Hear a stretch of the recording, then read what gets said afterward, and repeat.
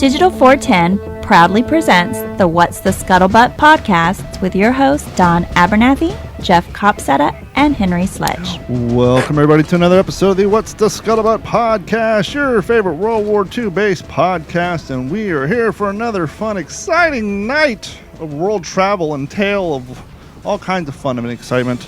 Joining us as always, Mr. Henry Sledge. Henry, how are you doing today, sir? I'm doing well. Happy to be here. Happy to have you. And joining us, as always, from the great big-ass state of Texas, Mr. Jeff Copsetta. Jeff, how you doing today, sir? Yeah, I wouldn't say as always. I feel like I didn't want to make you feel bad. I didn't want to point out the obvious to everybody and embarrass you in front of our guests. But anywho, joining us from the great white north, you know him from the HBO's Pacific. You know him from his appearances on the What's the Scuttlebutt podcast, Mr. Scott-Gibson. Scott, how you doing today, sir? Very good, eh? Hey. And the award for the best camera of the night makes all of ours look like we're rocking webcams from 2004. Great job on the technology, sir. You must be rocking an iPad. It's what an actor has to do, right? Yep, gotta look good. So that's all it is. Teeth and hair, Don. That's the key components. Both things that need a good insurance policy. Unless you're a lady, then you got to go with the legs. Interesting fun fact, prior to the hurricane, my roof got reinsured by the same people that insure probably your hair and teeth, the Lloyds of London. So they came through with my insurance payments on my roof, much like they do the actresses' legs who insure them for millions of dollars. Before we get into your goings on, we kind of tease people that Jeff is going to do this from time to time, and we don't do it. And I'd like to throw curveballs to Jeff to see him like shaking his chair, wonder what the hell. Jeff, give a brief synopsis, a little brief, breakdown of your latest model project. It's not exactly World War II, but we're going back to the precursor, World War I. The pilot who's named after the frozen pizza and after Snoopy's character, the one and only Red Baron. Man, yeah, that is a curveball because I could have had it sitting here waiting for that. Shoulda, woulda, coulda, but yeah, like I've said on the show before, and with conversations with you guys, is it's really hard to understand the Second World War if you don't quite get the First World War, and it took me a long time to really kind of figure that out. And it's important for those who just strictly stick to World War II. I get it because there's so much we want to read, right? There's so much out there. There's so much to know about the Second World War that you don't want to stray. But I went down that rabbit hole and I've enjoyed it because it's put so much into perspective. So yeah, as you guys know, I like to do a little historical, history through modeling, I guess you could say, because I don't want to say I still build model airplanes because that's for Scott's like, yeah, it's for dorks. Hey, we live in I don't want to alienate half our audience here, but we do live in a time where it's perfectly acceptable for 43-year-old dudes to go to Comic-Con dressed up like as their favorite comic book character. So there's absolutely nothing wrong with you and your son spending quality time putting together a 1 with a scale of a canvas airplane. Tri-wing, correct? Well, I built his triplane, the famous red DR1, Fokker DR1, or the British called them tripes, and it was Germany's answer to the Sopwith triplane. We were the first ones. The Allies were the first ones to have a 3-plane, triple winger, I guess you could say.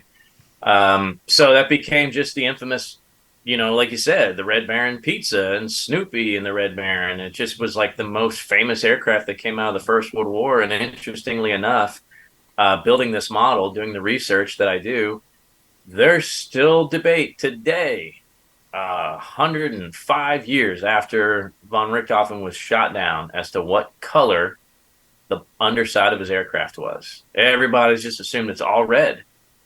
And there's a good chance it wasn't. Most experts say that the underside was that light blue, German aircraft underside blue. So that's the scheme I went with, red on top and that pale blue on the bottom, because that's what the experts say. But it's interesting now, we still can't even solve that. We still don't even know. There's some Canadian pilot, right? Some Canuck we give credit to, right? Roy Brown, we give him credit to shooting him down, but it could have been, riflemen on the ground.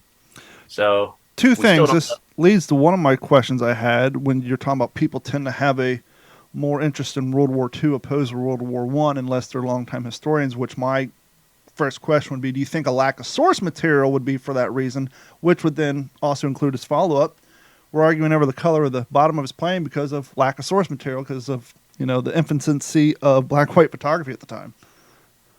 Yeah, that's a good point. There's no color photos, so people are really having to dive deep into the shading and is there a change? Does it look like it's different from the red? And on, and it's stuff that just makes people's eyes bleed. Nobody really cares about it anyway. So just make your best, guess and try to keep history alive and have fun with it. What was the technological reason for the tri-wing? Did they think it was more maneuverable? Did it have better lift with a heavier engine? What was the actual technical reason for going with the tri-wing? Yeah, that's actually a really complicated question. I don't want to waste too much time on it, but yes, for short answer, yes. It was very maneuverable. Had a very short, stubby wingspan. It was a very small aircraft, and I didn't realize how small it was till I put it next to the other ones that I had built. I built a Fokker D7, a SPAD 13, and a Sopwith Camel, and the triplane was just minuscule compared to those. And yeah, I guess, but the control surfaces were only on the top plane. The other two were just, and there's no dihedral to them. So again, it's those things when you think about the technology in 1917 when they first debuted, to what we were using not that long into the future, Battle of Britain, for example. So all of those things, all the pieces fall together, all the dominoes from the First World War to lead us to the Second. And it's interesting to learn about.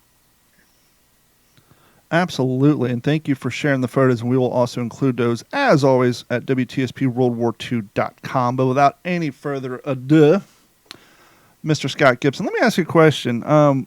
When you signed on to do the series, obviously you had a little bit of a hint from what the actors from Band of Brothers had done, but did you ever anticipate that World War II would have such an influence or a grasp on your life after the production? No. Short and sweet. No.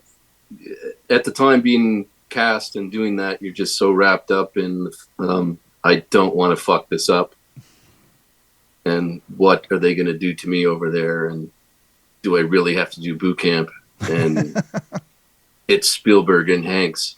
Yeah. And I guess the pressure of portraying a real life person opposed to a fictional character's got to be that much more pressure on you.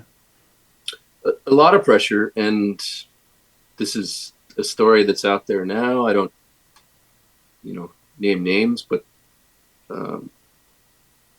the actor who was supposed to play John Basilone was fired on his first day of boot camp.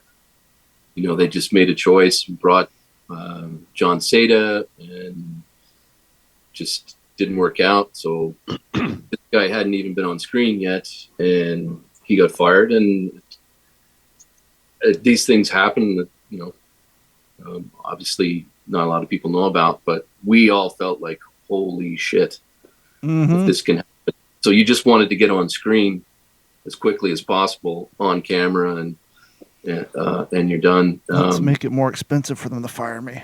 Get on tape. We don't want to do reshoots. They still had to pay him. But subsequently over the years, it's just become bigger and bigger. More people interested, more fans, younger fans, and as a result, it's unlike anything else in terms of being a celebrity. Is the fact that you are representing, someone who fought in the Pacific and European, and it's so incredibly humbling. For one, so much gratitude for it. But also that you're able to get that person's name out there. People understand that story. They watch the series. They read the books. At the time, I thought I'd do the series, and then maybe I get another series, right? As an actor, you think this will propel me into something else, and whether that happens or not, but none of that really matters. I mean, like, this is, the greatest thing I've ever done. And for a lot of guys, the same thing. It's just, you do a lot of stuff that really isn't that important. It's entertaining, et cetera, and so forth. But to do this, and even in Normandy, when I go to Normandy, people that recognize me for that role is just incredible. Well, and that's kind of what I was getting to with my first question about, did you ever anticipate having the World War II having this much more impact on your life? Because it's been several years since the series, and as we're having you on to explain and give us a rundown, you just returned from a trip overseas that had to do with the topic of World War II, and that's kind of why I was wondering, it's like, I bet he never really anticipated things going this far, but for those who aren't familiar with your social media pages and your adventures, give us, our audience, a little rundown of the trip you just took. Yeah, I met this group. So I was there last year with Tim Gray and the World War II Foundation. And on that trip, I met Jeff Wells with his group, which is Wishes for Heroes, for Our Heroes. They raise money for active serving duty military in the U.S. So anyone with whatever sort of issue, they raise money, and they have these gala events. So I went to one in San Antonio, I went to one in Milwaukee, and then they were coming back for their second year in Normandy. They rented a chateau, Ile Sainte Marie, which is on the property of, I think, around 1300, William the Conqueror. There's Viking wall establishment there, but the current family, I guess they can trace their history back there about 300 years. And his new group, new charity is Walk Among Heroes. So they bring veterans to Normandy. There's not very many of them left, but we were there this year with Reed Clanton, who will be 99 in August. And he was with the 84th Infantry, 29th Division. He landed on Omaha Beach. And the other veteran was James Kelly with the 6th Airborne. I think the regiment was the Dublin Rifles, if I get that exact. But he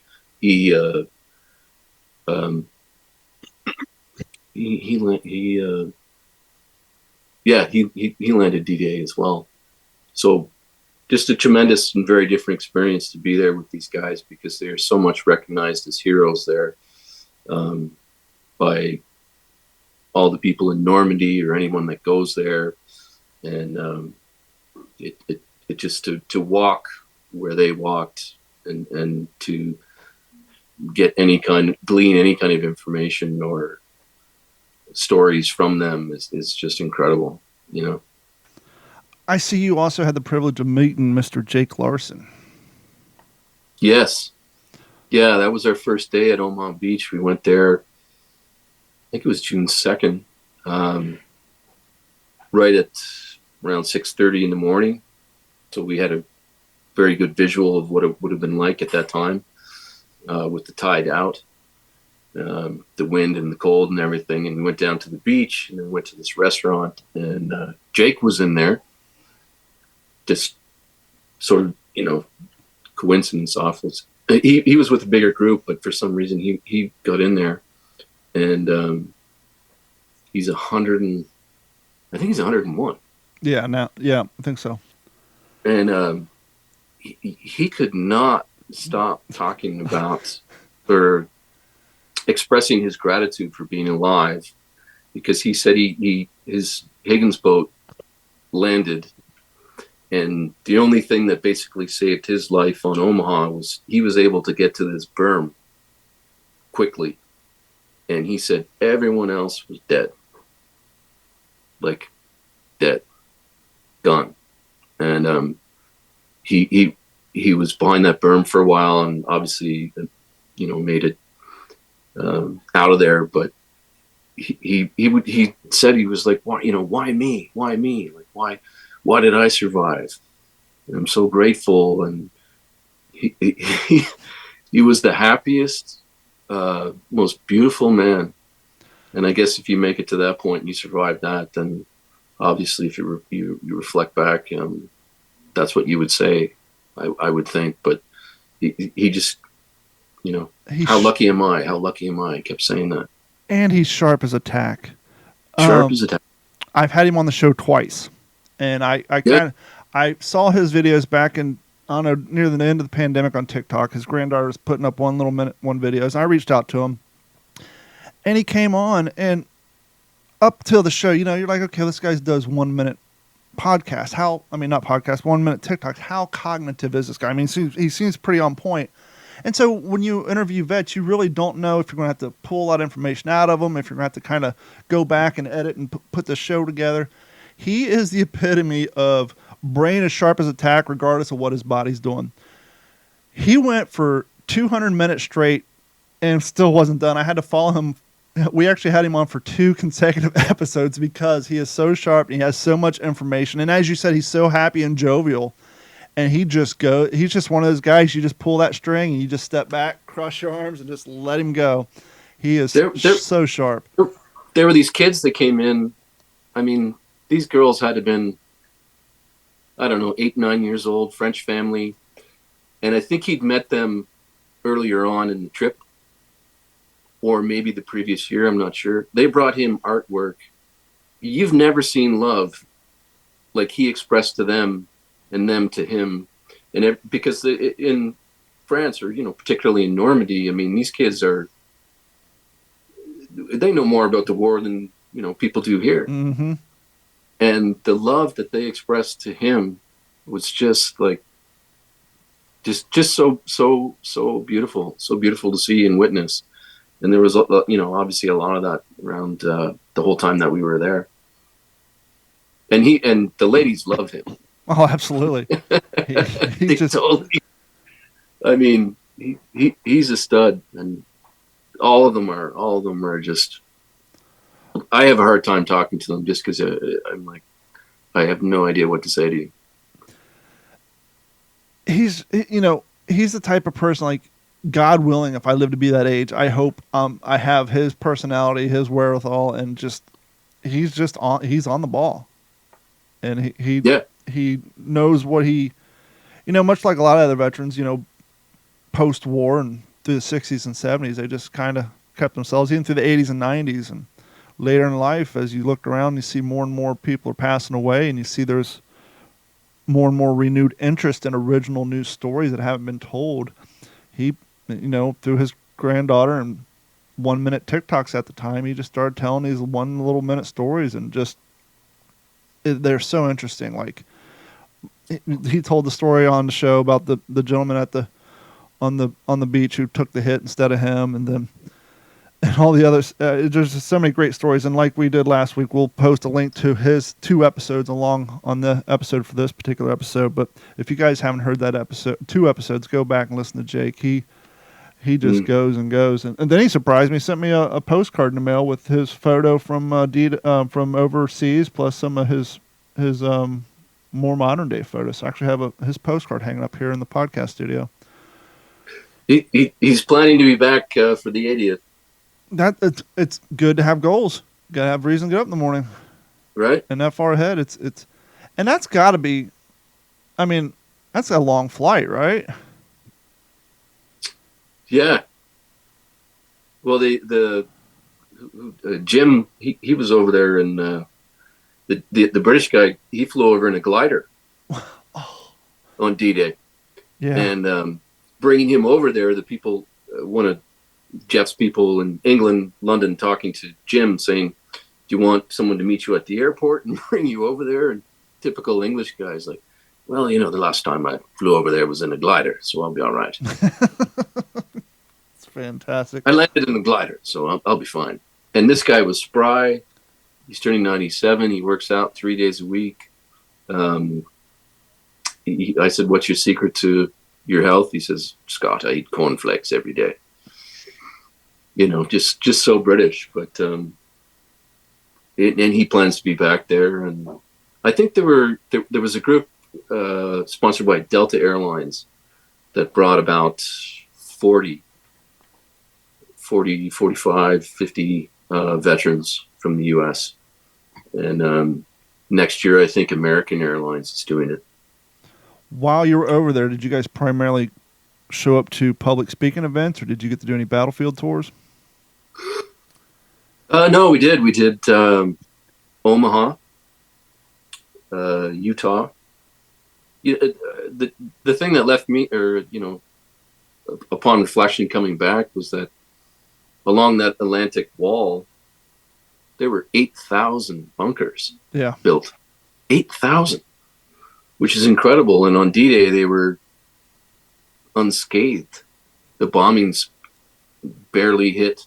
And if they did hit, it didn't do much. So, maybe if they'd done, if the landing was at night, et cetera, and so forth. But, and the conflict between Runstead and Rommel, because Runstead was in charge and Rommel was brought in to just deal with those landings. And I think it was Rommel that wanted the Panzers to be moved in. Yeah.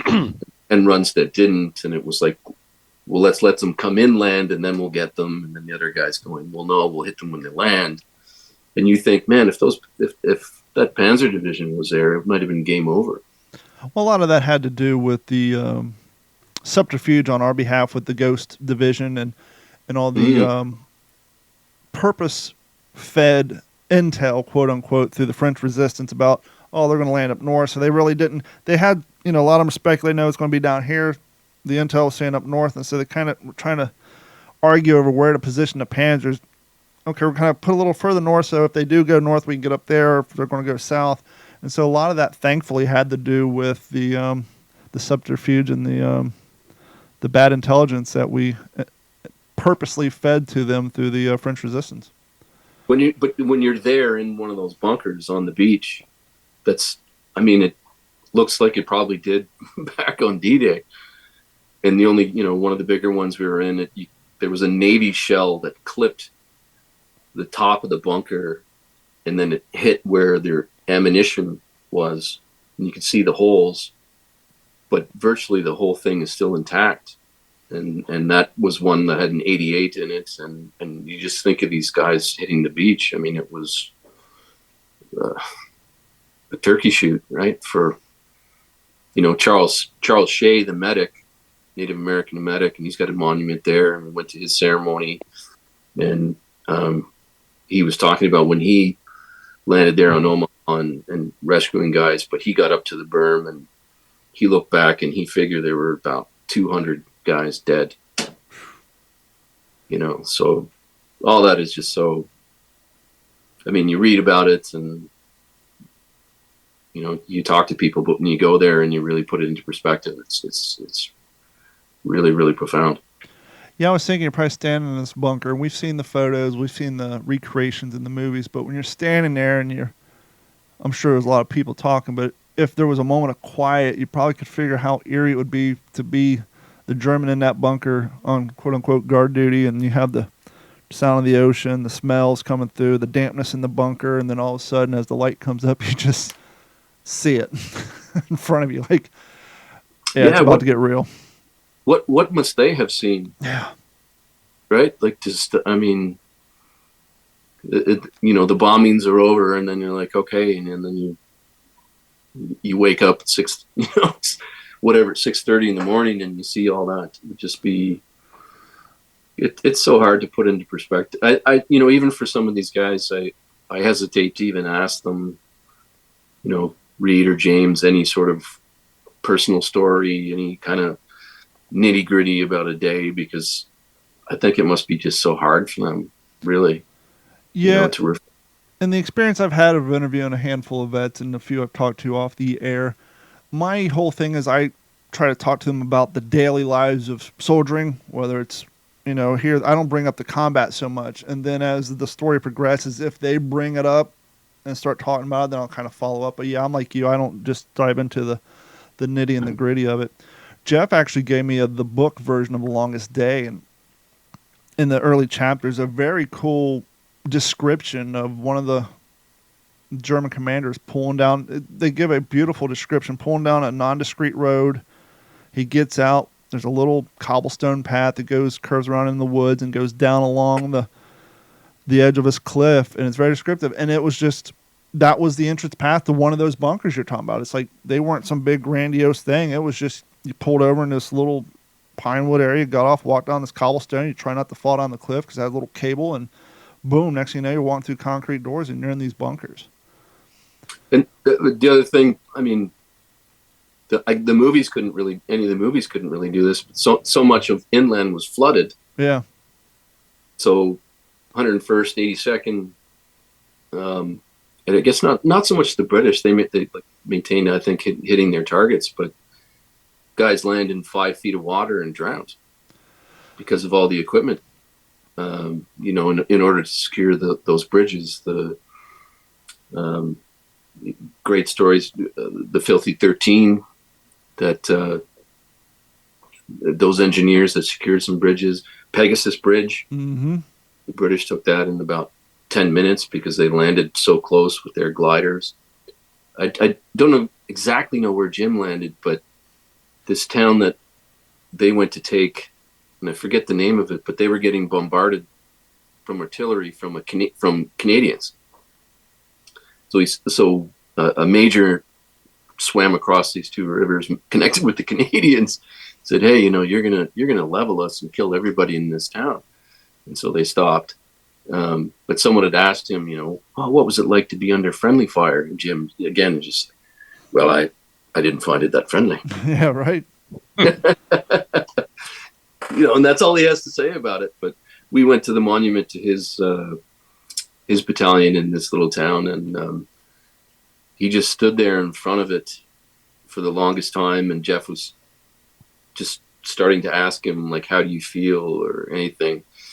And Jim didn't say a word, not a word, because it just, you could see it brought him right back. And this is, you know, this little village, and it's someone's backyard, kind of on the road where the monument is. So really, really moving and profound. Like, so I just feel so fortunate to be able to have gone there with those guys. Jeff, you got any follow-ups?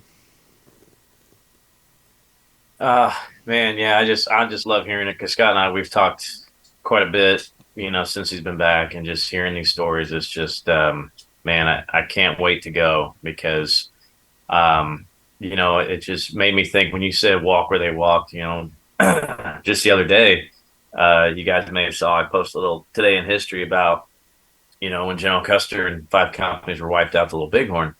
And I remember walking that battlefield, and just that eerie, you know, I didn't get it so much at Gettysburg, probably because I was just a little too young when I was at Gettysburg, but being at the Little Bighorn and just seeing, just every now and then there's just tall grass, and every now and then just a headstone that says unknown, you know, not even a headstone, just crosses, you know, just those reminders of what was done there. So I can only imagine. I've never really stepped foot, you know, recently. Of course, I don't know how many people fought and died over the city of Baghdad, right? You know, millions through the ages. So I don't even know the history. I probably walked right through there and had other things to worry about. But yeah, I couldn't imagine, Scott, especially somebody like you who have really, you know, delved into the subject, have made an emotional attachment to it, you know, in your portrayals, to have that kind of understanding.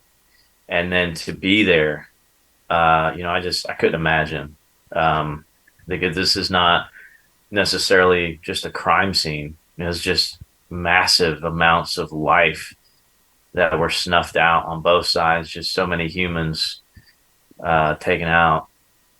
It's just to see the local people. Like, we stopped at Lafayette Bridge, and we'd met with Helen Patton, who's the granddaughter of George S. And she had invited us to her places right beside Lafayette Bridge. And so we got out and doing a little talk. Jeff was talking about what happened. And there was this young kid. I mean, this guy was early 20s. And he stood there for 20 minutes with his girlfriend. I don't know how much he understood or anything like that, but Reed was in the wheelchair, and he just waited patiently and waited and waited and waited, and then we started to move, and then he just came over. He's like, "Could I, and he just, to Reed, like, thank you so much, like, it's so moving, and it's nice, obviously, when people recognize you as an actor for being these things, and I'm not going to take anything away from that. It's cool, but with these guys, when they wait that long and shake their hands and get things signed and they clap for them, you're just like, man, like they're the real deal, right? They're the real heroes. It's kind of mind-boggling to me that it's almost like maybe here in America we're having to put forth so much effort and we have to like make history like amazing and sexy and just just ridiculous to make people love it. And it's just inherent in the Europeans that they just, what I mean? Like, it almost seems like, why do our own, basically,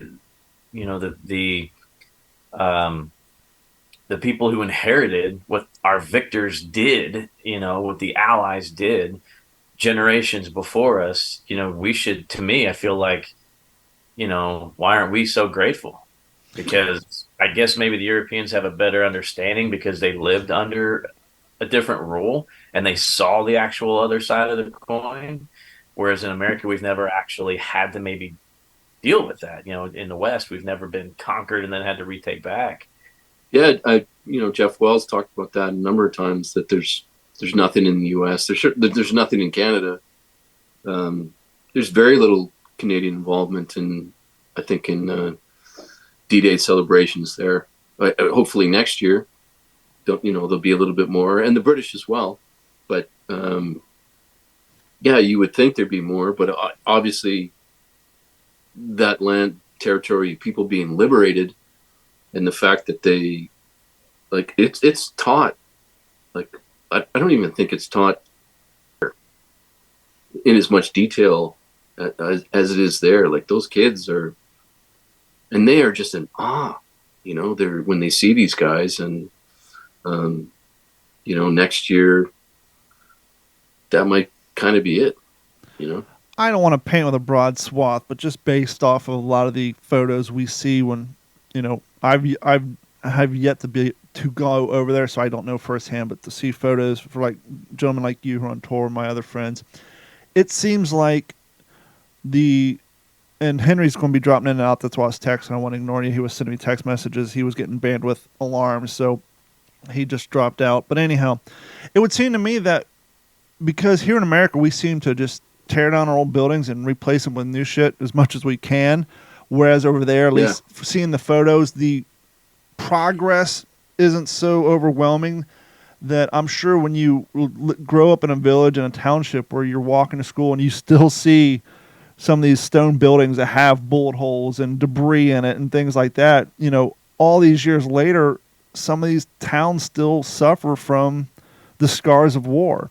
And obviously when that stuff happens to your village, your town, your hamlet, and literally your grandparents or great-grandparents were liberated from the Germans by the Allies, I can only imagine it would have a greater impact on your life than it would over here in our hemisphere, where, yeah, we had family members who fought and died, and we gave a lot of materials and goods, but that's a far sight different than having that plus the bombs and the destruction and the actual combat on your grounds. And so it would make sense that they're more up to speed on it. And it's all farmland. Yeah. And small villages. These are not towns that we're going to build suburbs that look modern, or there's not a lot of, when everyone leaves after June 7th, they're like ghost towns. Yeah. But all the farmland around there, and then the villages, and the one, it was I think it's Angeville de Plaine, but there's a church there that the American medics treated Germans and Americans, and you go into the church. I think a bomb went through the roof, and all the plain glass from medieval times have been replaced. I have to post some pictures about that. But the pews that are still there have blood stains on them. Yeah. Huge blood stains. And they're still raising money to, fix the place up. But the villages are so small, but they were the first places liberated in Europe, right? St. Mariglis was the first town liberated. Yeah, I guess the benefits of having farmlands that made for a lot of landing zones for gliders and Air Corps guys. Welcome back, Yeah. Henry. Your connection better now, fella? Say again, Don. I said, welcome back. Is your connection better now? I thought it was, but You're still coming through acting a crystal little bit. clear. We can hear you crystal clear. You can Okay. so I'm still getting a bandwidth of this low signal. I got you. Damn technology. just regular people. The on June 4th they do this flyover around Lafayette, which is such a small bridge, and the huge fight that they had there. But the landing zone for people like 82nd jump, and even regular, if you're just, hey, I want to pay to jump out of one of these C-47s, and you get in the gear and you go on a static line and you can jump. This year and last year, they weren't able to do any of that because the winds were too strong. So us, stupid actor guys, we met up with the 82nd Airborne and their company commander, because they have a football game that they do the last 2 years, the 101st versus the 82nd, Nice. which was supposed to happen, I think, a day or 2 days before D-Day, but it didn't. So Helen Patton has resurrected this, and last year the 82nd won, this year the 101st won, and the company commander, the colonel, invited us to jump with them next year, which would be absolutely insane. When have you actually thought about it to the point like, shit, I'm gonna have to jump out of this plane? I've jumped. Okay, so you have experience skydiving then. Well, just once. Okay. That was 3,000 feet with a square parachute. This is out of a C-47 at, I don't know. I think they're like 1,200 feet, maybe. Well, the reason I asked is I had somebody on from the round canopy jump team a couple years back, and they train here on Florida, and so for not too much money, I already have the uniform. I could go train with them, get certified, and jump. But I remember a couple years ago, some of my friends came down from New Jersey, and they wanted to go skydiving. And growing up, I was into all the extreme sports, skateboarding, snowboarding, and all that stuff. And I always had the fantasy of skydiving. Oh, yeah, I'll do it. But when it came down to where we were looking at prices on Google and on the websites, I'm like, I own a business. I got a daughter. My parents rely on me. I'm like, all the what ifs start going through your head. Like, if it came down to it, we drove out there, would I back out of this? And those thoughts never came through my head before growing up. But at this point, once again, I've since closed that business down. But I literally was like, going through the what ifs of all the bad crap and all the people who are dependent on me. I was like, I don't know if I would be responsible for me to go do this. There's always, guy we were with who's part of the crew for the tour. He did about 3,000 jumps, and the only thing is apparently that you have to pack your parachute. Yeah. Now this guy's telling me it's like, well, it's not that hard. I could teach you that in 10 minutes. But you're like, okay. And obviously, you're like, don't take your time. Take your time. Yeah. Can you pack this for me? Tell you what, where's the guy who's been working with you guys for 10 years? I'll pay him to have him pack my chute. I don't want to do it. Yeah. I can't even fold up my sleeping bag and put it back in the pouch that I got from Walmart when I'm done camping. I don't want to pack my chute. Amen. So yeah, for everything else, all that training you'd have to pay, but this lieutenant colonel was like, no, we'll train you. And then you're like, okay. Yeah, that'd be pretty cool. That'd be pretty cool to land there in a round. But there's also always people that get injured. This is a question for all three of you, because I know you've all done battlefield tours and I've yet to do one of them. when you show up at some of these places, obviously the answer is going to be different on where you went and what battlefield it was, and maybe we'll go around the horn here in answering this, and we'll start with Scott since he's in the middle of telling us stories. Did you find certain landmarks or certain areas were either bigger or way smaller than you anticipated from all the photos and stories and books you've read? For example, the Pegasus Bridge, like, wow, I really thought it'd be bigger than that. Yeah, Pegasus, and it's a replacement bridge that's there. Lafayette is like ridiculously small bridge. I figured like one tank could get across it at a time, but it was so strategic. But the beaches, to me, what is that from Point to Hawk to the last one is what, Sword? The British beach? Yeah. That's 60 miles, 65 miles. That's a haul. I would expect 15 or 20. Never really thought about it. No, it's huge. It's and you go, they landed on all of this?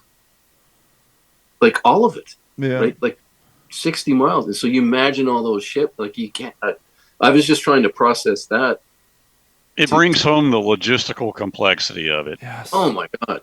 I mean, to coordinate that, and of course everything didn't go right, but all the airdrops the night before and the bombing, I was looking, I'm like, oh, maybe I'll go to, rent a car or try and get to Sword Beach, the very end. And I'm looking at it and going, oh, that's going to take me an hour. Wow. Just to drive there from where I am.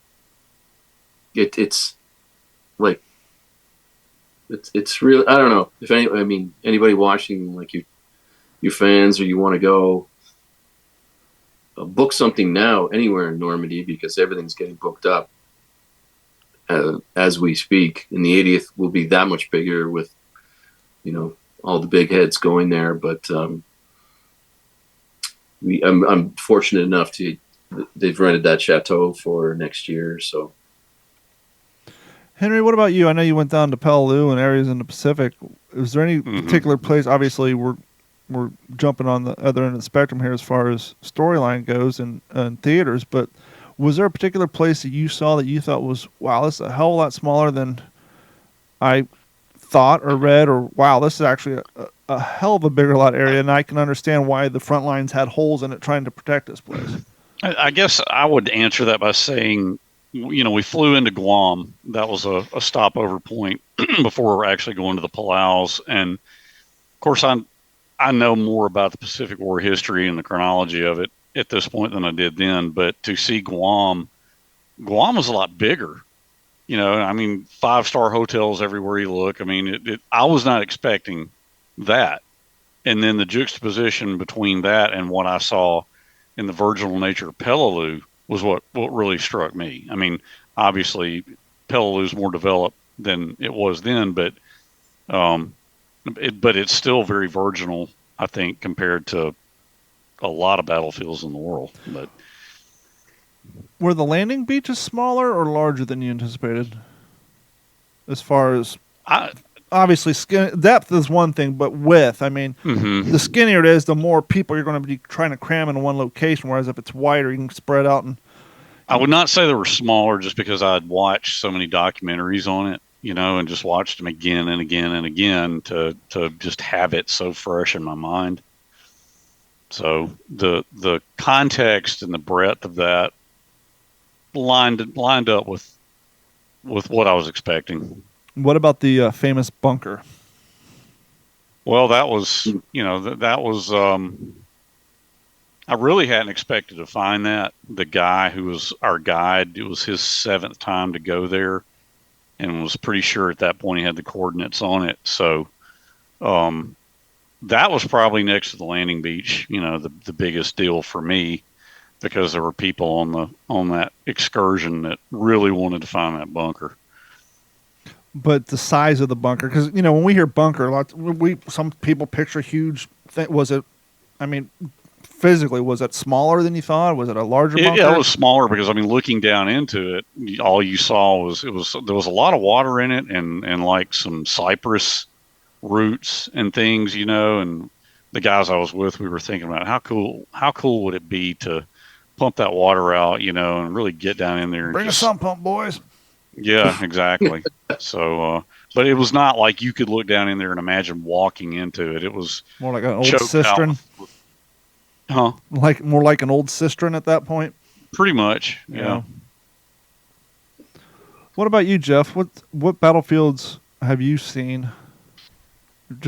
Have you done any outside of the country as far as World War II? I mean, not yet. I know you're planning on going to Europe, but I didn't know if you'd been over there previous or. No, yeah, nothing World War II related yet. Yeah. But I'll tell you, some of the historical places that I've seen where there was combat, of course, like I mentioned, the Little Bighorn River. I'll tell you one that, again, it's not World War II related, but it's combat, right? And that's Sure. the gunfight at the OK Corral. That's an interesting place that is, prominent in history for whatever reason. But going through, I've been there, I think 3 times now, and man, just you cram 9 guys in this area, and it's like, golly, it's such a small. It's it's not even at the corral. Like it's just it was an empty lot between like 2 gunfight buildings. in a living room. Basically, yeah. So it's interesting to see, and I feel like that's probably going to be, for me. I don't know. I mean, the first time I went to a hockey game, I'm like, oh my gosh, this is small. Yeah. So I have a feeling that's going to be my reaction to a lot of things because I just see things. I feel like things are so much more vast. I mean, even the first time I walked inside of a B-17, I'm like, whoa. And I think I was like 14 or 15 when I went inside, and I could barely get up into the top turret. Like, this is crazy. It seems so much bigger on TV. So, yeah, I'm excited to see some things World War II related for sure. Yeah, just like when you watch Fury, the inside of that Sherman seems a lot bigger than it is. That's for damn sure. Yeah. Tuna can. So what else? You got anything else? Do you want to, now that you have decent bandwidth and you can actually hear us, Henry, you have any questions for Scott and his trip? No, I really was moved by hearing you talk about Jake Larson because, I mean, to know that little 8-year-old French girls are aware of this man's efforts and are there to honor him. I mean, I like to hear that, and you want to think that something like that could happen in this country too. Absolutely. Yeah, it just so that part of it to me, it's just the best part. It's so unbelievably moving. Being there with Jim at the monument to his battalion, but just seeing people, how they relate. I mean, they can't speak English. So all they can do is come up and thank you and kind of have a picture. And it means very genuinely so much to them. They're not getting an autograph. It's not a celebrity. They're just, you feel that gratitude and you feel that love from the people. And I think maybe the last time I was on here, I talked about being on Juno and someone, because I had a Canadian t-shirt on and this guy talked to me in French and asked me a few questions and I spoke to him in French and then he just thanked me. And I thought, I was like, is he a fan of the Pacific or just for a gleaming moment? But then I'm like, no, the Canadians liberated this area and he lives here. And you have all these pictures of Canadian officers, non-commissioned officers, all the different pictures of Canadians there. And you're like, wow, that's really incredible. And, I think you just touched on something I know I've never put 2 and 2 together, never thought of. I don't know if Henry or Jeff ever has the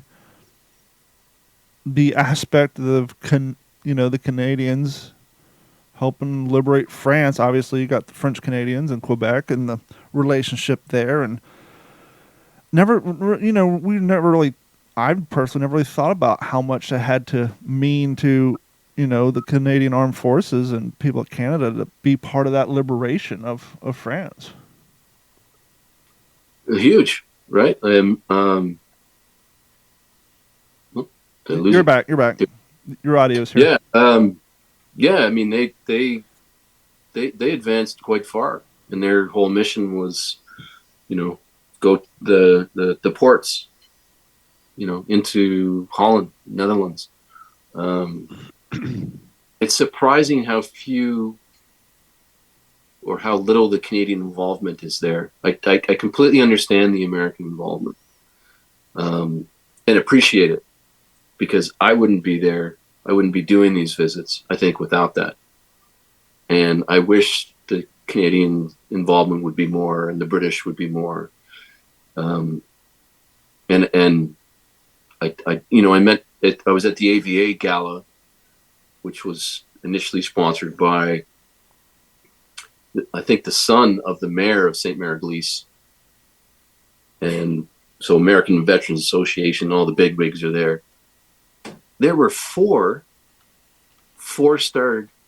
generals from the U.S. there. Wow. I think there's only 6. Yeah. And Milley was there, General Milley. So I was going to show you guys that. That's his coin there that he nice dropped at us. He's a character, for nice sure. Challenge coin. But that was really cool. But yeah, and there was one Canadian guy there, and I think he's attached to NATO, and you just think, man, wouldn't there be a little bit more Canadian involvement or British involvement? And James Kelly, the vet that was with us, he'd never been with Americans before. He'd been to Normandy a few times before, and his reflection was like, oh, how nice they are. I didn't think Americans were this nice. I'd never been around them, so those cultural divides, but within that place and time, and you think, geez, after next year, I don't know. Hopefully there will be more, and certainly for the French there will be more, but I highly hope that anyone can go there. It's funny you say that, they're surprised at how nice the Americans are. I think we start to get a bad rap overseas. Yeah. Not to hammer on TikTok too much, but there's 2 gentlemen from the UK who got a pretty big following over here during the pandemic and all that, and they just came over here and kind of did a little tour from Florida to Texas and Georgia, Mississippi. And both their takeaways is like the Americans that are represented to us on the news and our media every day is not the Americans that they're going on their pages and saying to their followers in the UK, like, hey, we've been lied to about the Americans. They're the nicest, sweetest people we've ever met. And they're like totally, and they're coming back for 4th of July. But it's like, it's like, apparently they're not showing our best representation on the media and TV over there, because everybody I've talked to who meet Americans from over there are quite surprised how nice we can actually be. Absolutely, and all the people that were, the people that bought tickets to go on this tour, like from San Antone. I mean, just so nice and so thoughtful and appreciative, and how many opportunities like that do you get in life every year? I don't know. It's just it's so wonderful. It's really, really wonderful. Jeff, you got anything to add? Well, I wanted to ask Scott, if you don't mind. You had told me a story about your grandfather, Mm-hmm. and just a little snippet of his service during World War II, and it's an amazing story. I don't know if you'd mind sharing a little bit of that. Yeah, so his father had a I don't know what you call it, shipping business. His father had a boat that he would take supplies to the North Shore of Quebec from Nova Scotia. And his father died when he was about 17. So he had to learn that business, how to sail.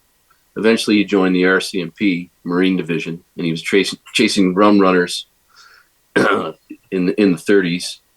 And then the war broke out, 39 for the Canadians. So the RCMP Marine Division was taken over by the Canadian Navy, the Canadian by the British. And he ultimately captained 9 different ships in 6 years. And he sunk 2 subs. It was the first Canadian frigate to sink a sub in the North Atlantic in 1943. And he also sunk one on a convoy in the St. Lawrence. And he was awarded the DSC, which was in the Commonwealth. I think that's the 3rd highest. Using depth charges? First time I had heard about a U-boat being in the St. Lawrence River. I mean, that's incredible. That's a little too close for comfort there. It's as deep as the ocean is.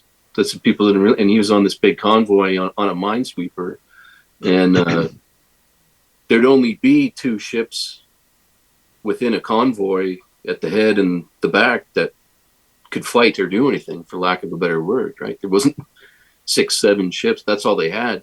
So he was at the tail, and this sub sunk, I think, 4 or 5 of the ships.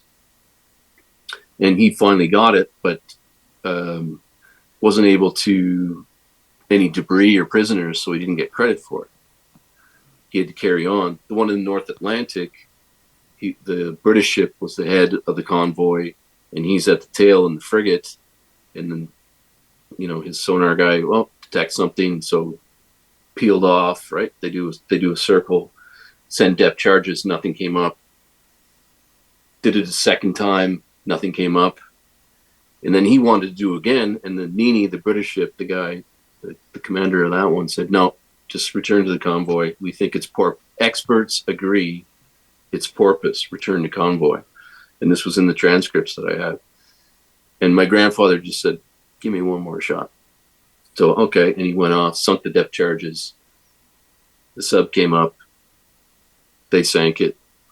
And then he was getting all these congratulations from the other ships. And then my grandfather wrote back to the lead British ship. He goes, how about your experts now? Now, obviously, the primary damage was caused by depth charges. You said it came up and then they sank it. What did they use for the crippling blows on it? So that the frigate had a Oerlikon gun. Okay, Oerlikon. Yep. Yeah. So I don't know what the shells like. Yeah, they're huge. It'd be a 40 millimeter, wouldn't it? Believe so.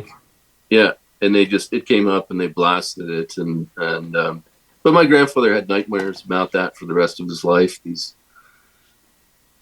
young German kids in the freezing Atlantic just screaming for their mothers, and he did. I think this was just a bar story maybe, but he said the commander of the sub got up on the deck, spit, and went Heil Hitler, and my granddad got him a mop and made him mop the whole deck. Yeah. Might have been a story, but still, that whole naval part of it too, and guys in the water like that, it's just. I'm not sure horrific. if this is 40 millimeter, but this is a wooden naval training round that somebody gave me a long time ago. It's got the same weight, but it's a wooden shell. They use these in the Navy for training instead of, when they didn't have live rounds. But I wonder if this. That's big. That's bigger. Yeah. Than the Oerlikon. Sadly, it's not stamped, so I'm not sure exactly the size of it. I used to know, but I plumb forgot. But that's the other thing, being at Normandy, and this is 50 cal. Some of the guns that the Germans had, that you could shoot 35 kilometers. I mean, that's insane. It just. Right.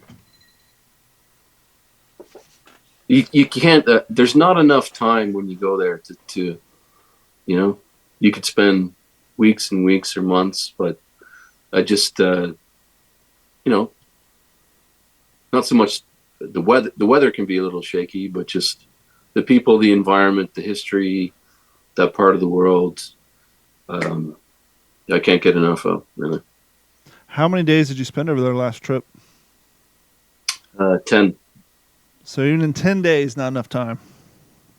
Not enough. I wanted to get to. I'd like to get to Vimy, which is a big thing for Canada in the First World War. That train ride was I think like 6 hours from where we were. Not enough time. I've not seen either the British beaches. I've not seen any of the German cemeteries there, which I'd like to visit. It's just so huge. Like, it's just, in a movie or a book, it might seem small, but oh my God, that's just a huge area that you think, man, if this thing failed, where would we be? And then you think about that size, and then you put in consideration the Blitzkrieg and how fast they were moving. Yeah. Like, wow. And then you can understand, now I understand what they mean by outrunning your supplies. Getting too far out in front of your supply train could definitely slow you down. But yeah, I mean, size, and granted, we had Jeeps and Deuce and a halves and all that, but the Germans, they had their tanks and their half tracks, but a lot of their stuff was still, especially later in the war, they're still relying heavily on horses, and to cover that much ground. I just like, if you bomb that beach and those bunkers that much, you would think the majority of them would be knocked out, and virtually none of them were.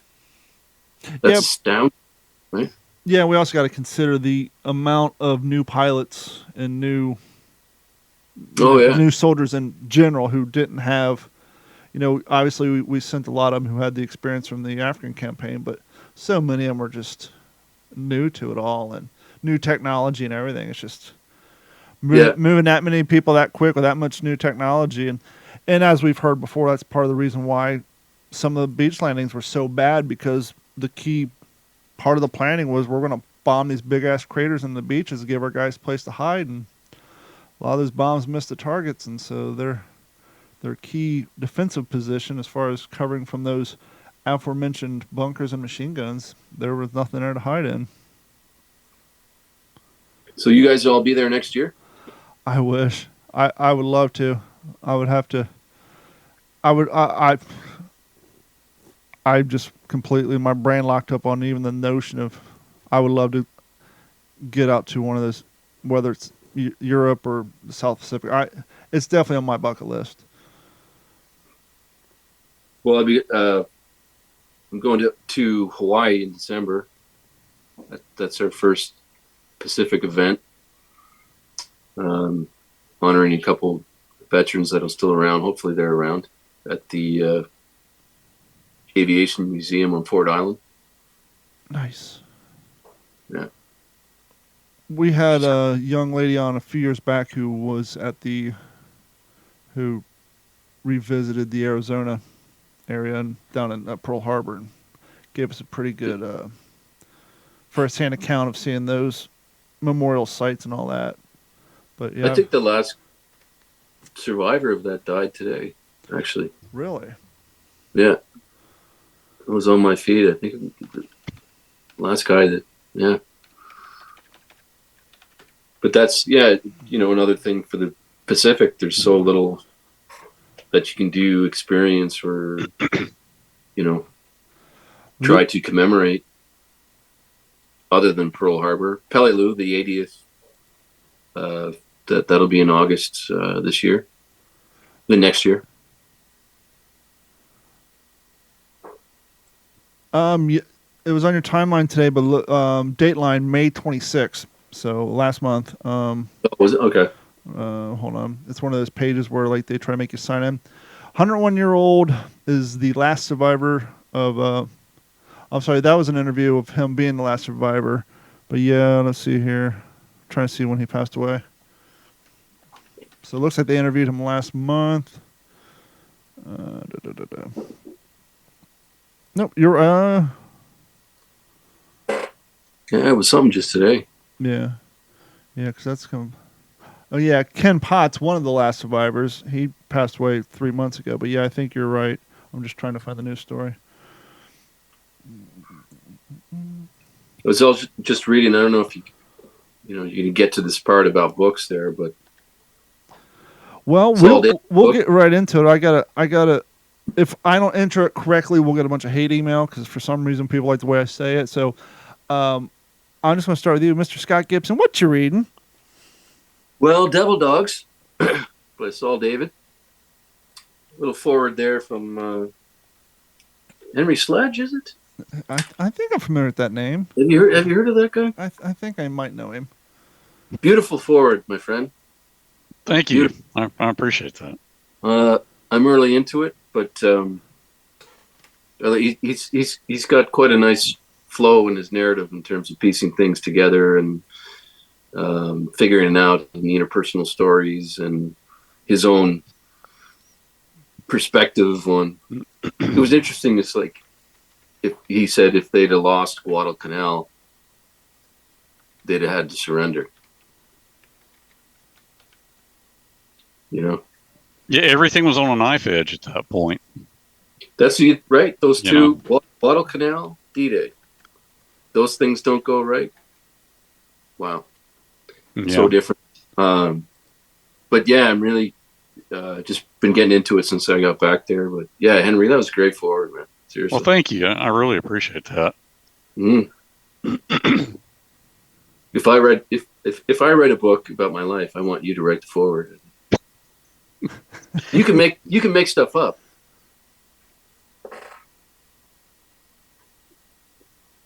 And the movie, Jeff will star in the movie. Jeff will play me in the movie without his mustache. No, I think he has to keep the mustache. We'll take artistic licensing for people.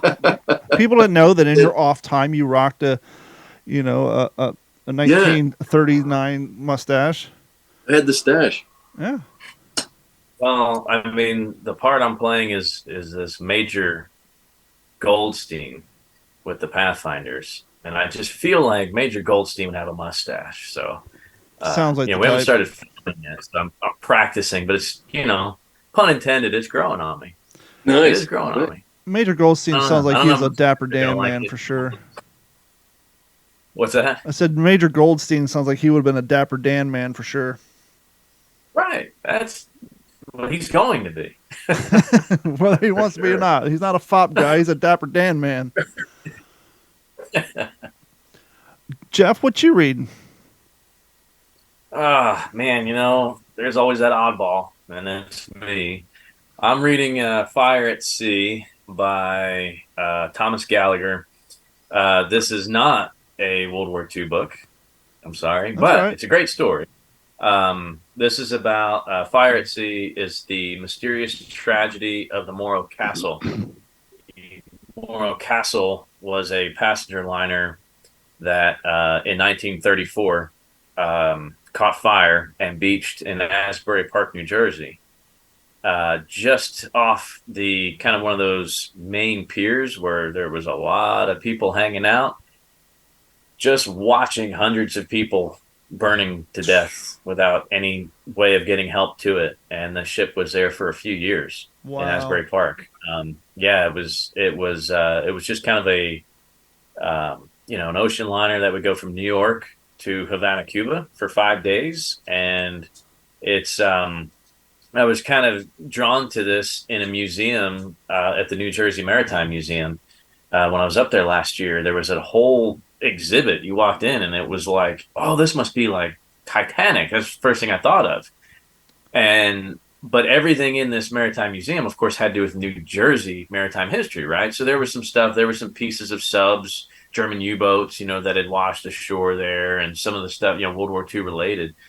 But it just seemed very Titanic-esque. But then reading, the panels on the wall and looking at the artifacts, like, oh, there was another ocean liner that tragically, sunk, and a huge loss of life, and just never heard of it before. But it's an interesting story because the captain was poisoned to death at supper time, and the night before they were supposed to come to port. And then about 5 hours later, it mysteriously catches fire.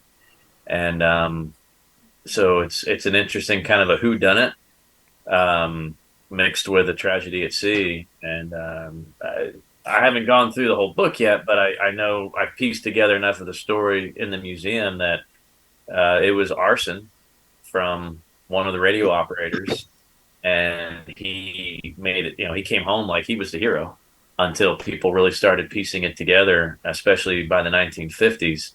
And he was being questioned while he was at the New York State Penitentiary for murder of 2 different people. So this guy was a real character. Yeah, sounds like a It's stand-up fella. interesting. Yeah, interesting. But it's like all these things that line up that had to go wrong that he knew how to take advantage of.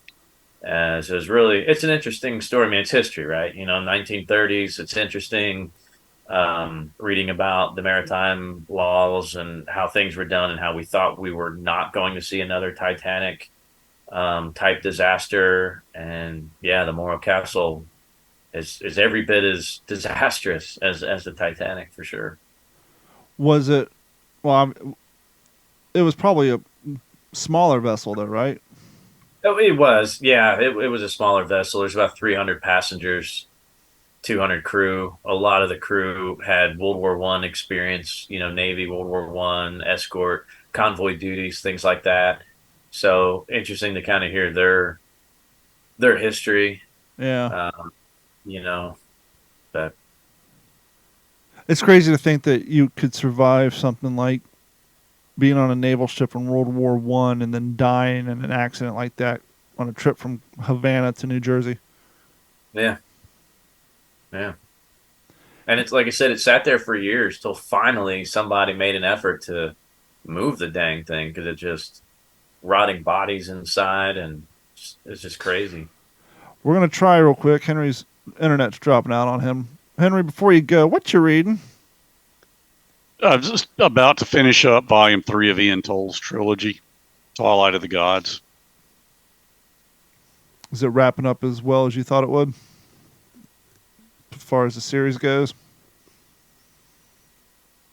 I think I'm losing you. Yeah, we can hear you fine. That's all right. We're getting ready to wrap it up anyhow. I'm still, I had to take some time off, just crazy, how life goes. So I just now, 2 days ago, jumped back into 4 hours of Fury. So I'm getting back into that. Night. As Scott mentioned earlier, I'm just so intrigued about the glider riders. I don't think there's been enough about that part of the airborne, and they deal there's a lot of good content about glider riders in this book, and so that helps keep me intrigued. But Henry's internet's getting a little flaky, and we're about ready to wrap it up anyhow. So before we go, Scott, you got anything coming down the pike you want to promote? Well, there's a couple, cheesy Christmas movies. Hey, we all love a good cheesy Hallmark Christmas movies. Yes, Chef was one starring Tia Mowry. She was Sister, that show years ago. The other one I can't remember. But I'm doing this event in December in Hawaii, and if there's any way we can hook something up and chat with the other guys or do something live. Sure, we'll make it happen. Yeah, I would love that. I would love that. Oh, we'd love it too. Specific content, and maybe if we can get any the vets there as well, or just be connected to that Q&A, that'd be great. Yeah, you got my email. We'll talk about it after the show. Yeah, Jeff, you got anything coming down the line? Well, really, the biggest thing I'm looking forward to is seeing Scott in San Antonio in September. Doesn't get any better than that. You're going? Yeah, I'm going. I told you the other night I'm going. They ain't changed. You're not far. It's a Oh, bit of a drive on, I think. When you fly into Texas to hang out with Jeff, you got to fly into San Antonio. That's where I flew into. That's where you fly. Yeah. Yep. Yeah, Reed will be at that event. Right. And they have a lot of vets. Pacific, Vietnam. It's really incredible. Yeah, I can't wait. It's gonna be a little bit of an effort to peel my wife off of you when we're there. So I was going to make the comment that I think your wife's probably more excited to meet him than you are, but I didn't want to go there, just because his connection's getting crappy. Henry, before you go, do you got anything to promote? Yeah, I'm starting to correspond a good bit with James Holland about the We Have Ways History Festival in England in September. Wow, so that's right around the corner. Yeah. We'll have to try to make something happen over there, too. Yeah, excited about WTSP is about to that. go international, ladies and gentlemen. But that's going to wrap it up for this episode of the What's the Scuttlebutt podcast. We want to thank each and every one of you for your continued support of the show. And if you want to support the show a little extra, other than just listening and sharing it in social media, please head over to WTSPWorldWar2.com. You can get yourself a sweet WTSP t-shirt like the one Jeff's wearing that has the, I believe, the lunch K-ration kit, or my new one, as well as many, many others. We got jackets, we got coffee mugs, we got Everetang. And while you're there, you can also click on the Patreon link, sign up and subscribe. It'll cost you $1 a month. There's 2 other plans, but we don't care about that. We just love to have that $1 a month. That'll go a long way to support what we do. Or you can just head over to youtube.com, find Digital 410 or D410 Media. Either one of them will get you there. Like, subscribe, watch some of our videos, and that'll help go a long way as well. For myself, Mr. Jeff Copsetta, Henry Sledge, and the wonderful Scott Gibson, we want to thank each and every one of you, and we will talk to you all next week. This has been a Digital 410 production.